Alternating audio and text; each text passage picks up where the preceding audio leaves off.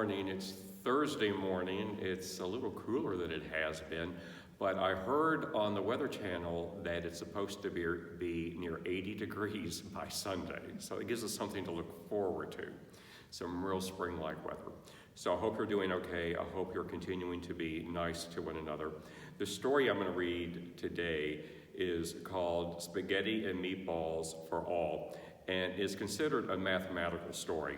The reason I chose this particular story is coming from a very large family, because I'm one of 7 children, my mom was one of 7 children, my dad was one of 7 children, so whenever we had any kind of family reunion, it was always kind of a nightmare about where we were going to sit everyone and how we would get everybody together. So it's a really cute story about how they keep rearranging the tables to accommodate everybody, so I hope you enjoy it. So the name of the book is Spaghetti and Meatballs for All. One fine day, Mrs. Comfort was busy tending the lettuce patch in her garden. "You know, it's been a long time since we've seen the family," she said to her husband. "You're right," answered Mr. Comfort. He was stretched out on a bench, doing what he liked to do best in a vegetable garden, reading a cookbook. "Maybe it's time for a family reunion," Mrs. Comfort said. "A wonderful idea," Mr. Comfort agreed. Let's see. Menus, dinner for 2, serves 4 to 6, banquets. "How many people would we be having?" he asked.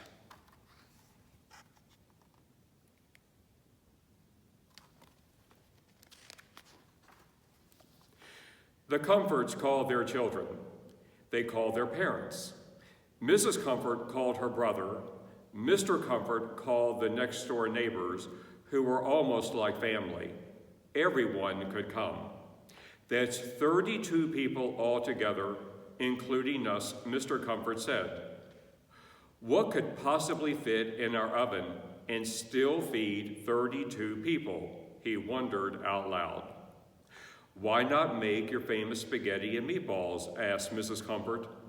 "Good thinking," said Mr. Comfort. "Now, what about renting some tables and chairs?" asked Mrs. Comfort. She got out the telephone book.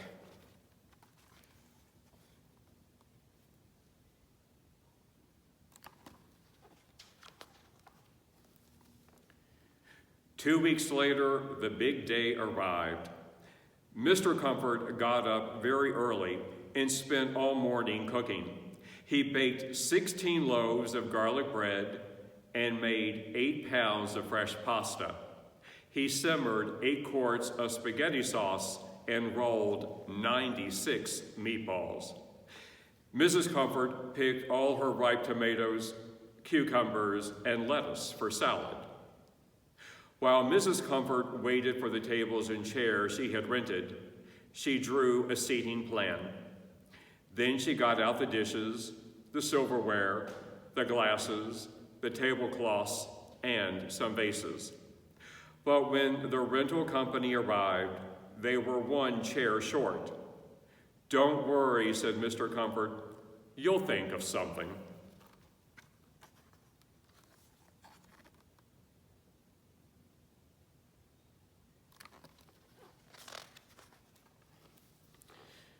Mrs. Comfort found a folding chair. Now the tables were ready. Each had 4 place settings, 4 chairs, and a vase with lovely cut flowers. Mr. Comfort came out of the kitchen balancing 8 plates of celery and olives, 1 for each table. Just after noon, the Comfort's daughter and her husband arrived with their 2 children. "Welcome," said Mrs. Comfort. "Come sit," said Mr. Comfort. "Let's push 2 tables together so you can sit with us," suggested the Comfort's daughter. "But there won't be room," Mrs. Comfort said. "But there is," said Mr. Comfort. "There's plenty of room and plenty of garlic bread."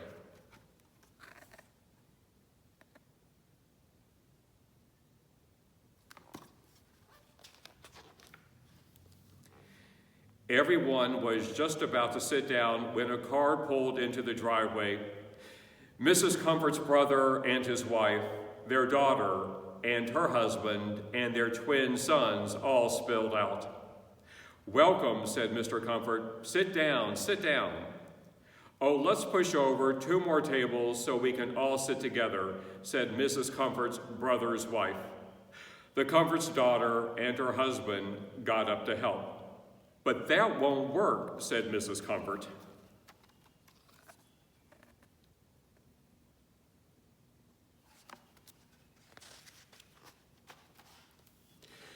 "You're so right," Mr. Comfort said. "We'll have to push 2 more tables together."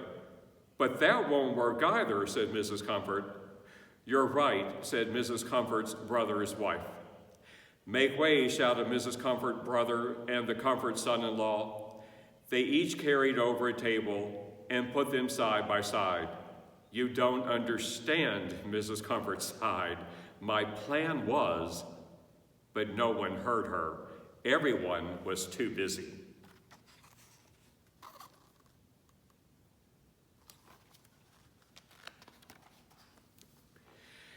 "Save some of that garlic bread for me," a new arrival called. "Me too, me too, me too." 3 more voices piped in. "Well, look who's here," said Mrs. Comfort's brother's daughter's husband. It was the Comfort's next-door neighbors with their daughter and son. "Hello, hello," said Mr. Comfort. "So glad to see you. Have a seat while I get more garlic bread." "But there is no place for them to sit," said Mrs. Comfort.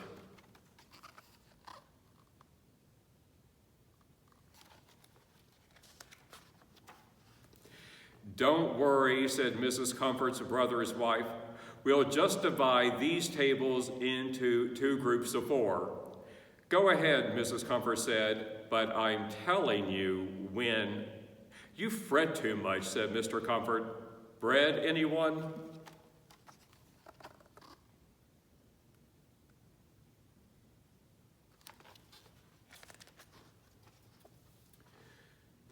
When all other tables had been rearranged, everyone sat down.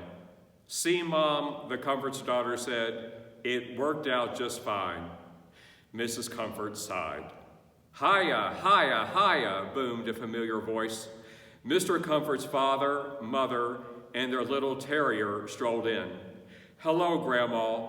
Hello, Grandpa," the Comfort's daughter shouted. "Oh dear," said Mrs. Comfort. "Where are they going to sit?"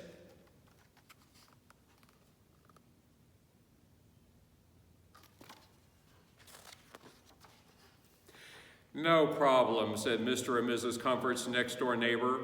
"We'll just push all 8 tables into one long line. There'll be enough room for everyone." "Actually," Mrs. Comfort began to explain. "Absolutely," said Mr. Comfort. He was carrying several big bowls of salad. "Better move fast, or this salad will really be tossed."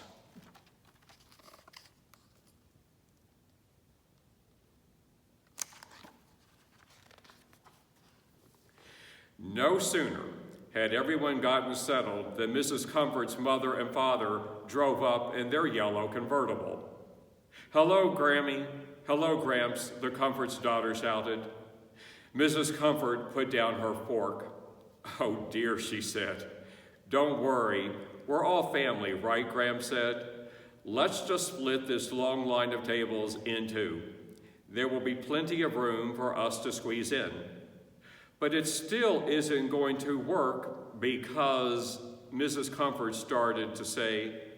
A bowl of salad slipped into her lap. "Sorry," said one of Mrs. Comfort's brother's daughter's twin sons.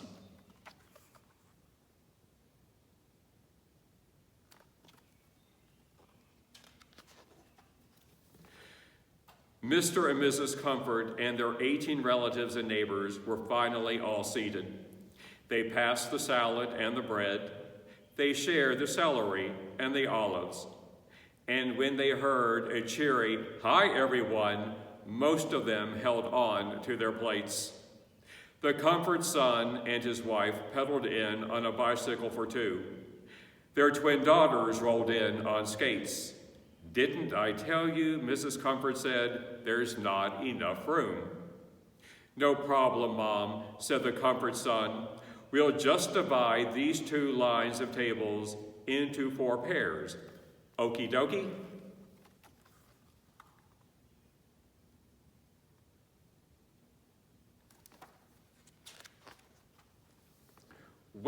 Wait, you're all forgetting something," said Mrs. Comfort. "We're out of salad over here," the comfort's daughter said. "Don't put any tomatoes in mine," said the comfort's next-door neighbor's son. "Is there more garlic bread?" asked Mrs. Comfort's mother. "Who's got my silverware?" asked Mr. Comfort's father. "Hey," Mrs. Comfort's daughter's son said to his twin brother, "that's my bread you're eating." "Get your finger out of my salad," the comfort's son's daughter said to her twin sister. "Don't play with your food," said the comfort's son's wife. "What did you say?" asked Mr. Comfort. "I said," Mrs. Comfort said.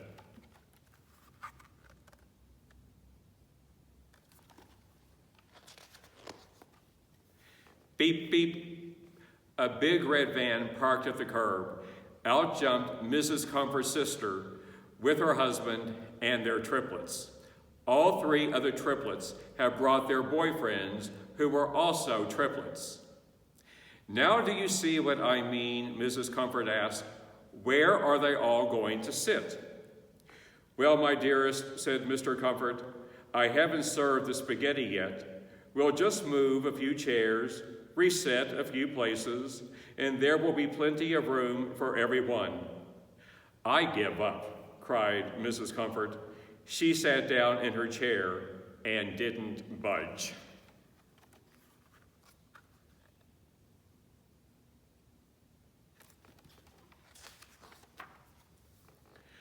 "I say we divide the 4 pairs of tables into 8 single tables," Mrs. Comfort's brother said. He and his wife moved 1 pair of tables apart. The triplets and their boyfriends moved the other 3 pairs. "You see," said Mr. Comfort, "it all worked out. I see everything is back exactly the way I had it," said Mrs. Comfort. "I knew you'd think of something," said Mr. Comfort. "Now, how many meatballs would you like?"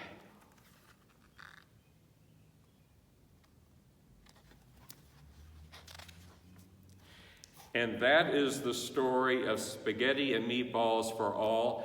I imagine every host and every hostess who has ever put together a family reunion or a large party has had to worry about how are we going to get all the tables situated so all the guests can sit together. So I hope you enjoyed the story. I continue to miss you all. Please, please be kind to each other. Say something nice and encouraging each and every day. Whether that's parents saying such things to their children, spouses saying such things to each other, brothers and sisters saying such things to your moms and your dads and to each other. But daily during this time of separation, let us remember to be kind to each other and to be nice to each other. And I will read you a story again tomorrow. I don't know which one it will be. I'll pick one out. In the meantime, take care of yourselves, be good to one another, and on the count of 3, we'll conclude with a fist bump. 1, 2, 3. Bye. I'll see you tomorrow.